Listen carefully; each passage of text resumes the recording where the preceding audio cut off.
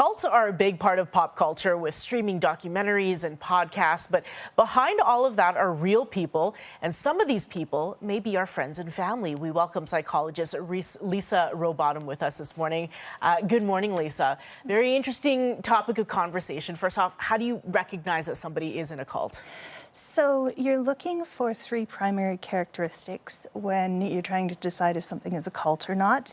The first one is there's going to be a very charismatic leader who's going to have unchecked power in the cult.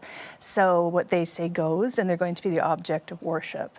Then you're looking at control or coercion. So the person is going to isolate people. They're going to start dictating who the people can and can't associate with. They're going to start saying who they can and can't have sex with is usually a big part of it. And then you're going to have the person using that control against the best interest of the members. So they're going to take all of their money, or, get them to fast for months on end and end up dying, or, it's used in a very harmful way. Right. Now, when you watch some of these popular documentary series, from the outside looking in, you may think, why do you stay? Why do people stay?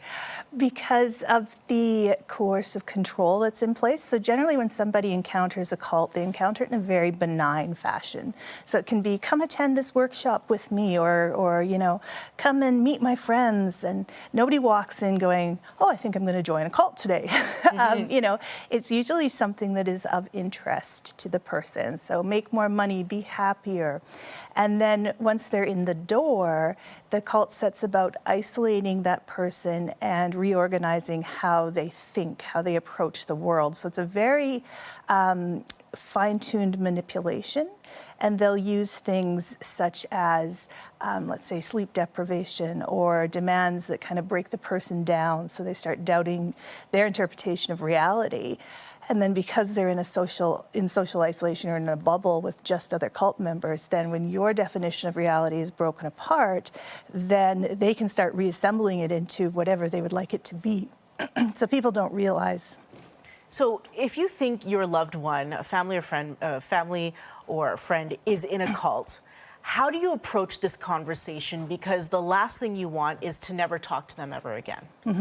So you have to be very strategic in how you do that, because if you come across as too questioning or too threatening, the cult is going to pull that person back from you. So you're going to be seen as a threat by the cult leader, and then they're going to demand your family member cut off contact with you.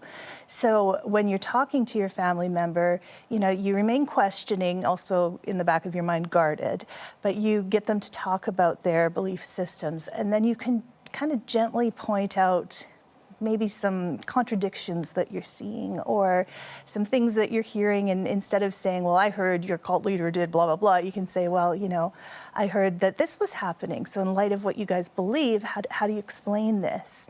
And, you're making space for them to think when they're outside of that cult atmosphere. And then you're also remaining connected so that you're there when they are ready to get out. So avoiding direct confrontation is one of the most important parts. We've run out of time, Lisa. I feel like there should be a part 2 to this conversation, but we thank you so much for your insight. If you or someone you know is in a cult, you can reach out to InfoCult at 514-727-1600. And if you want to learn more about Lisa Rowbottom, you can also visit Sojourn Psychology at sojo.ca.